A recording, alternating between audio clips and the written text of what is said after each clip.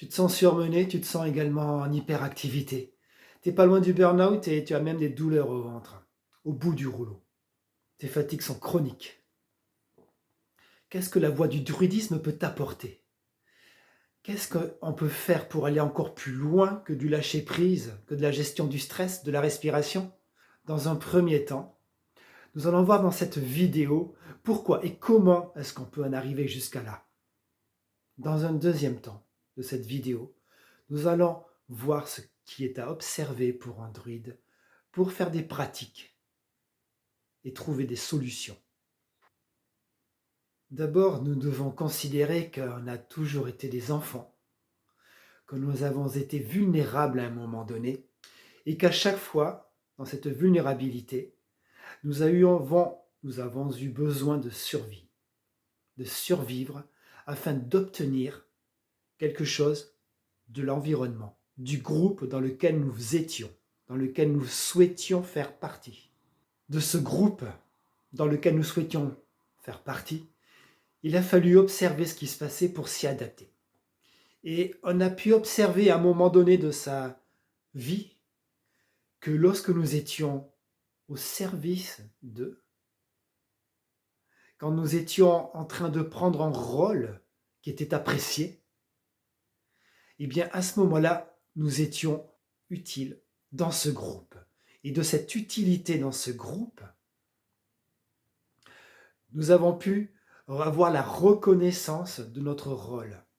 Nous étions reconnus par cet environnement, par ce groupe de personnes qui nous entouraient et de ce clan dont nous faisions partie. Et par là, donc, nous avons pu mériter d'être aimés.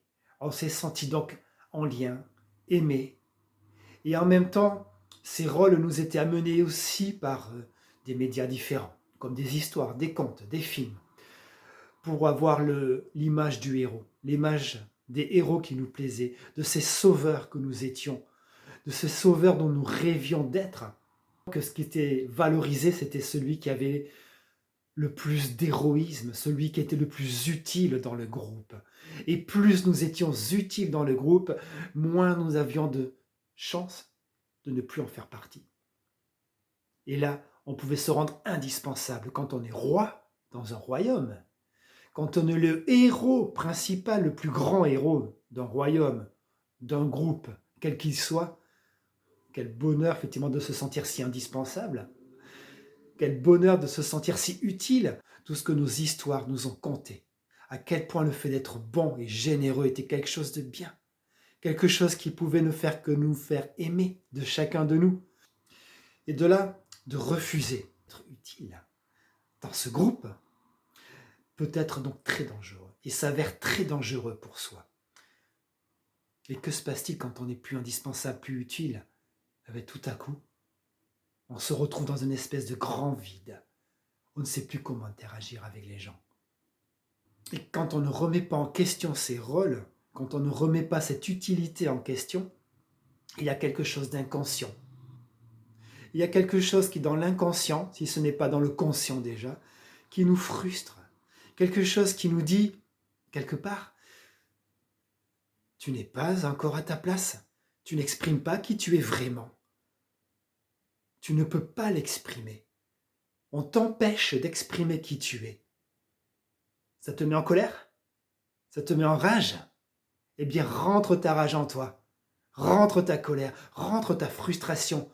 Range tes peurs de ne plus faire partie de ce groupe. Sinon, tu vas être rejeté, tu vas être lâché, abandonné. Tu vas être trahi peut-être.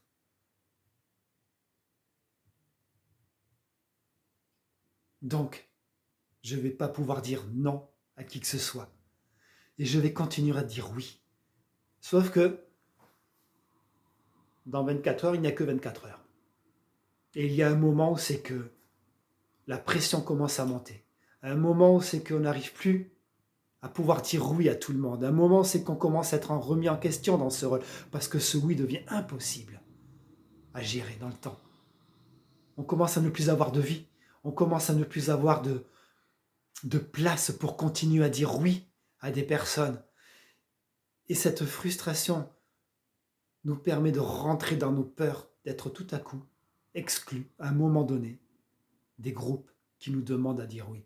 pour en continuer à en faire partie, pour continuer à être utile, indispensable. Mais comment va-t-on faire? Comment va-t-on ne pas paniquer?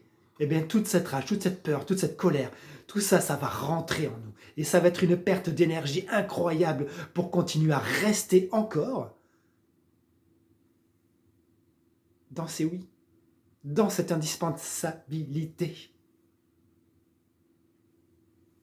Cette rage froide ou brûlante va finir par contracter tous ces muscles lisses qui vont de la vésicule estomac jusqu'au côlon.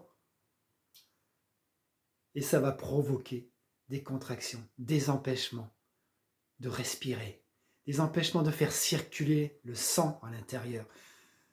Tous ces organes vont commencer à s'amoindrir dans leur efficacité, voire à perturber le microbiote, qui va lui-même faire une réaction en chaîne par la suite jusqu'à une inflammation d'un endroit, de l'autre endroit, de tout ce système digestif. Et on en arrive à des maux de ventre, on en arrive à des douleurs, à plus de fatigue encore aussi également. Il y a toujours plus de stress. Et tout un cercle vicieux se met en place. Et pour parler de cette deuxième étape, la question c'est quels sont les chemins à ouvrir? Quels sont les nouveaux chemins, les nouveaux schémas que nous pourrions ouvrir dans notre vie? Et je vais vous inviter, dans une première étape, à observer le rôle que vous vous êtes donné, le rôle qu'on t'a donné, le rôle que tu as pris, toi, le rôle que tu as accepté et qui te permet aujourd'hui d'être indispensable, même si tu es débordé. Quel est ce rôle qui petit à petit s'est mis en place en toi, dans ta vie? Toutes ces charges que tu as prises dans ta responsabilité, de les observer, de regarder où est-ce que tu as des charges, et à partir de quand et comment tu as fait ces choix. Puis, de cette observation, je vais te demander d'imaginer que tu n'es plus personne pour qui que ce soit, qu'il n'y a plus aucune attente dans ton environnement, que tu n'es plus ni père, ni mère, ni fils, ni fille, ni collègue, ni ami, ni chef, ni patron, rien, tu n'es plus rien. Tu n'as plus personne, même pas un conjoint, une conjointe, qui te demande quelque chose. Tu n'as plus d'attente envers les autres. Et les autres n'ont plus d'attente envers toi, car tu n'es plus tous ces rôles. Tu n'as plus aucun de tous ces rôles qui occupent ta vie. Et de là, qu'est-ce qui reste? Quand il n'y a plus toutes ces attentes autour de toi, qu'est-ce qui reste de toi? Et c'est à partir de là que tu peux observer et constater quels sont peut-être tes vrais désirs ou tes peurs d'aller dans ces désirs, de te sentir capable, pas capable. Mais en tout cas, tu vas peut-être voir qu'est-ce qui te ferait vraiment rêver de toi dans un premier temps.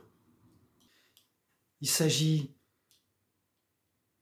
de regarder, d'observer dans le fait de ne plus vouloir être indispensable, de ne plus être utile.